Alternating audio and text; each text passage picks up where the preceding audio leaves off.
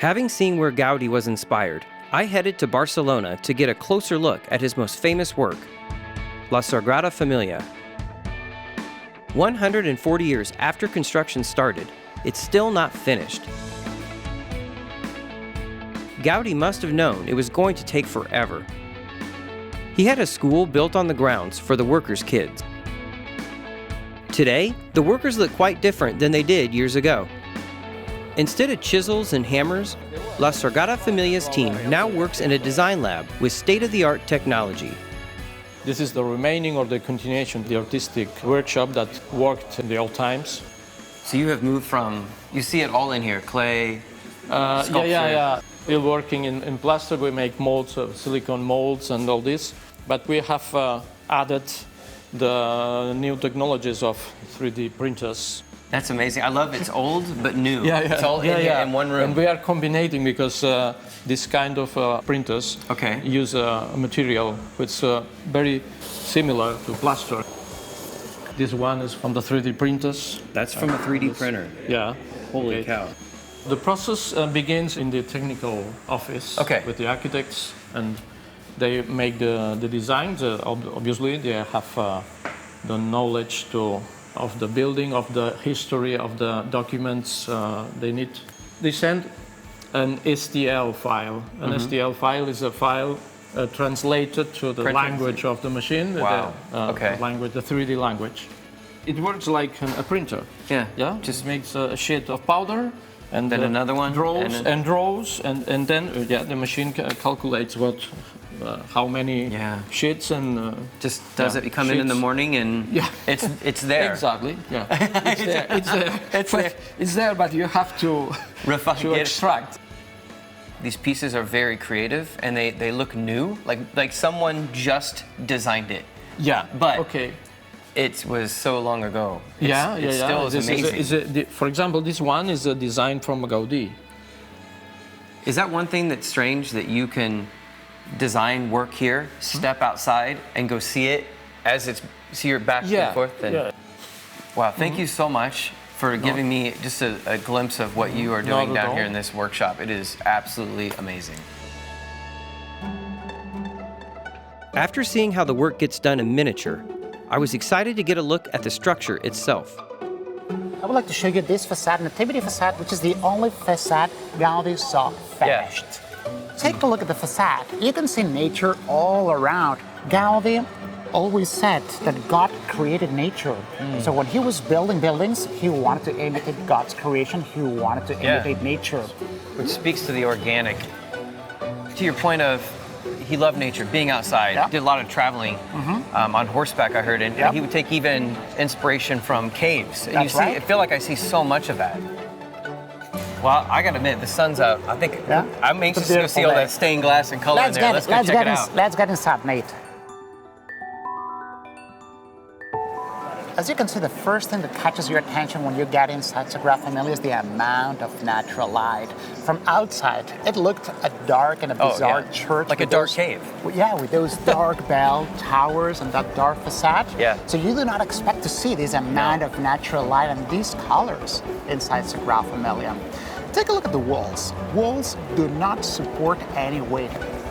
The weight of the roof, the weight of the bell towers is supported by the columns, not by the walls. Interesting. So Gaudi managed to open hundreds of windows and decorated those windows with colored stained glass decoration to allow the natural light in, but at the same time to change the color of the natural light that gets inside Sagrada Familia. This is an organic church. The colors going through the windows, they paint the columns, the roof, depending on the location of the sun. The appearance of the interior of Sagrada Familia changes. From here we have a beautiful view of the central nave of Sagrada Familia. Over there we can see cool colors, blue and green mainly. That side of the church faces east. It gets morning light. Gaudi always said that morning light is a cool light. So he wanted cool colors decorating that side of the church. Interesting. That side of the church, you can see warm colors, orange, yellow, and red. It faces west. It gets afternoon light, which Gaudi always said is a warm light. I think what's great is you get the white light up here, and it comes straight down the middle, and then it's color on both sides. It's incredible. This building is alive. Oh yeah, it feels like a kaleidoscope of. I mean, you got the blues right now, oranges in the afternoon. It's just, it's so much to take in. Yeah. It makes you speechless. If you're not speechless, I don't think you're taking it in. The roof was not built until 2010. Before 2010, this was an open courtyard. You could see the sky, you could see the clouds from Really? here. I didn't know that. Yeah. Take a look at the columns. Gaudi wanted the interior of Sagrada Familia to look like a forest.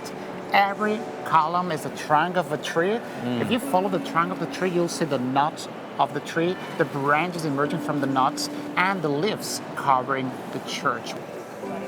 I mean, you look at that and you would think somebody designed this, 10 years ago?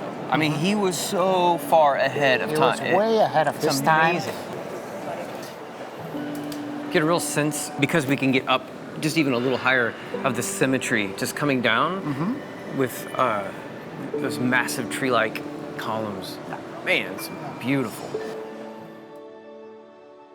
We then headed up to the towers in an elevator installed specifically for the Pope to get a bird's eye view of the construction. Oh wow, look at this view. There will be 4 bell towers around Jesus' bell tower dedicated to the 4 evangelists, Matthew, Mark, Luke, and John. So the bell towers here are going to be way taller than the ones you see here. They're going to be almost twice the height of the ones you see here. That is incredible. Let's walk the Passion facades. As you will see, Passion facade is totally different from Nativity facade. Every single one of their faces, the lines are just so harsh on the face. Yeah. It's very dynamic. Yeah, a Cubist facade probably. Jose Maria Subirachs was inspired by the Cubist paintings of Pablo Picasso. I was gonna say, it's got Cubism written all over it. It was a bit controversial decision to choose that sculpture. Still nowadays, there are a lot of people in Barcelona that say that they don't like this facade. They say it's too modern. Too modern, interesting. Sagrada Familia, it's not only a 20th century church, it's also a 21st century church. So I like this facade, and I think this facade balances very well Nativity facade. I would agree. There's so much creativity happening in Spain in the past, and you just showed me even just some of the influences from Picasso. I mean, where do you think all that comes from? What do you think about it? Spain, it's a crisscross of different civilizations, cultures, religions. The Romans came to Spain 2nd century before Christ. Then the Moors came to Spain, the Visigoths, the Jews. Creativity comes from this crisscross melting pot of religions, civilizations, and cultures in a small area. When you think about Spain, 20th century, we have Pablo Picasso, we have John Miró, we have Antonio Gaudí, we have Pablo Casals. Barcelona, also it's a great place for art. It's a crisscross between culture, this beautiful Mediterranean sun, location only 100 miles south of French border, a big port. Melting pot of creativity. Yeah, that's right. Yeah, I love how the basilica is bringing it literally all together in many ways. Wow, thanks for the tour. It was amazing.